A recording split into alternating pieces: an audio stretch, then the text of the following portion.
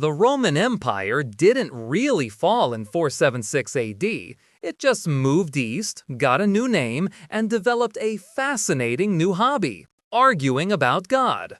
Welcome to the Byzantine Empire, a 1,000-year civilization that possessed the military might of Rome, the cultural sophistication of Greece, and the baffling self-destructive tendencies of a group of people who would rather riot over a single vowel than, say, fix the aqueducts.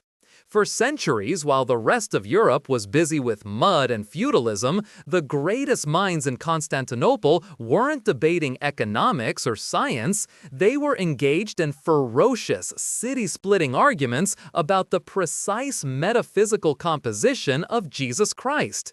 It's like the world's most complicated, high-stakes book club, where getting a detail wrong could get you exiled, blinded, or just torn apart by a mob that was, 5 minutes earlier, arguing about chariot racing. Our first major theological meltdown is the Arian controversy. A priest named Arius proposed that Jesus, being the Son, was created by and therefore subordinate to God the Father. This seems like a subtle point, right? Wrong. This was the theological equivalent of declaring pineapple belongs on pizza. The opposing camp, led by Athanasius of Alexandria, argued Jesus was homoousios, of the same substance as the Father.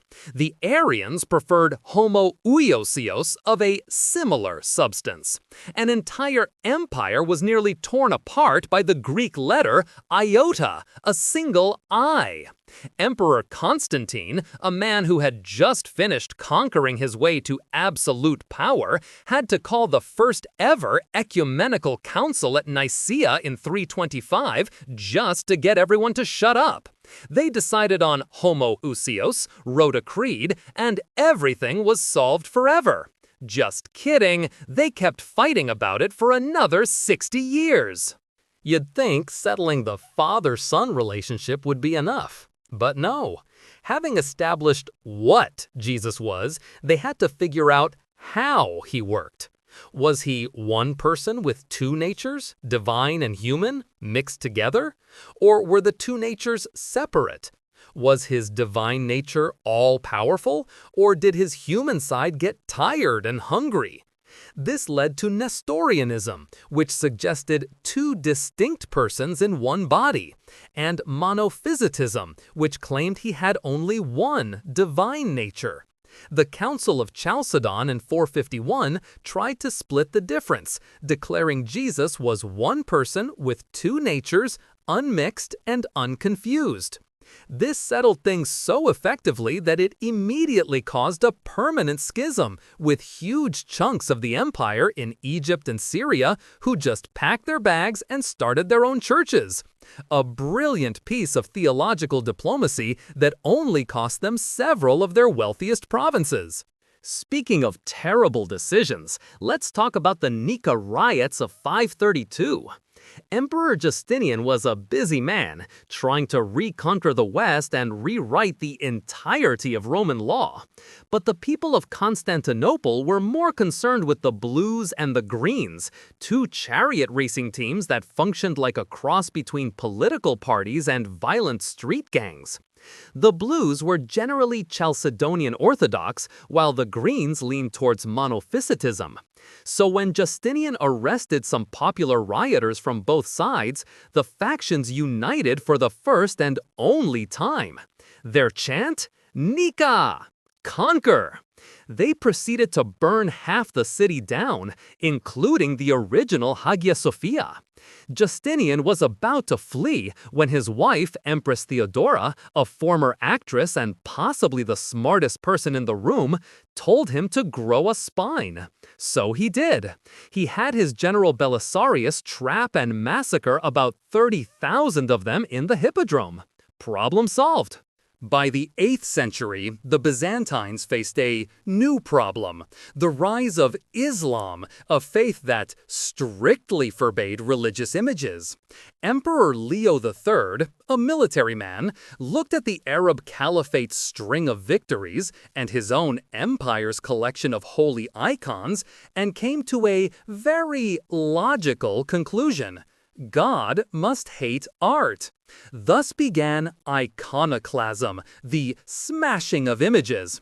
For over a century, the empire was split between iconoclasts, who wanted to destroy all religious images, and iconodules, who really liked their pictures of saints. It was a brutal affair. Monasteries were raided, icons were whitewashed or burned, and monks who defended them were tortured. All of this was happening while the empire was fighting for its life against external enemies. It turns out that having a civil war over whether you can hang a painting in a church is not a great state survival strategy. Who knew? The resolution to the iconoclast madness is peak Byzantine politics. Who brings an end to this hyper-masculine, military-driven war on art? An empress, of course. Empress Irene of Athens, ruling as regent for her young son, was a staunch iconodile. She waited for her moment, systematically replaced iconoclast bishops with her own guys, and then called the Second Council of Nicaea in 787. This council, surprise, surprise, declared that venerating icons was perfectly fine, actually. Problem solved. Except Irene later had her own son blinded and deposed so she could rule alone, becoming the first ever female Roman emperor. This was so shocking to the Pope in Rome that he decided the throne was vacant and crowned Charlemagne instead, creating a rival Holy Roman Emperor in the West. So, in summary, they got their pictures back, but at the cost of shattering the concept of a single unified Roman world forever. A fair trade. Long before the final split in 1054, we got a dress rehearsal, the Photian Schism of the 9th century. It started, as these things do, with imperial politics. The emperor kicked out one patriarch of Constantinople and installed a brilliant but layman scholar named Photius. The Pope in Rome, Nicholas I, was not amused. He claimed the exclusive right to approve such appointments. Photius, being a genius, responded not by arguing about politics, but by writing an encyclical attacking a Western theological innovation, the Filioque Clause. This was the Western Church adding "and the Son" to the part of the Creed about the Holy Spirit. To the East, this was an unauthorized, heretical change to a foundational text. To the West, it was a minor clarification. It was a fight about grammar that was really a fight about power, which is the most Byzantine thing imaginable. Finally, the main event, the Great Schism of 1054, the official, permanent sundering of the Eastern and Western churches. The cause? A collection of grievances that had been simmering for centuries. Papal authority, the Filioque Clause, and, crucially, whether communion bread should be leavened or unleavened. Yes, one of the final straws was a theological dispute about yeast. The Pope sent a delegation led by the spectacularly undiplomatic Cardinal Humbert to Constantinople. Humbert and the Patriarch, Michael Carularios, basically hated each other on sight. After weeks of bickering, Humbert got fed up, marched into the Hagia Sophia during Divine Liturgy, and slapped a bull of excommunication on the main altar. Carularios, not to be outdone, promptly excommunicated Humbert and the Pope right back. And that was that. 1,000 years of shared faith undone by bad tempers and a disagreement over baking ingredients. You might think with the empire shrinking and the Turks on the horizon, they'd focus on more practical matters. You would be wrong. Welcome to the 14th century and the Hesychast controversy.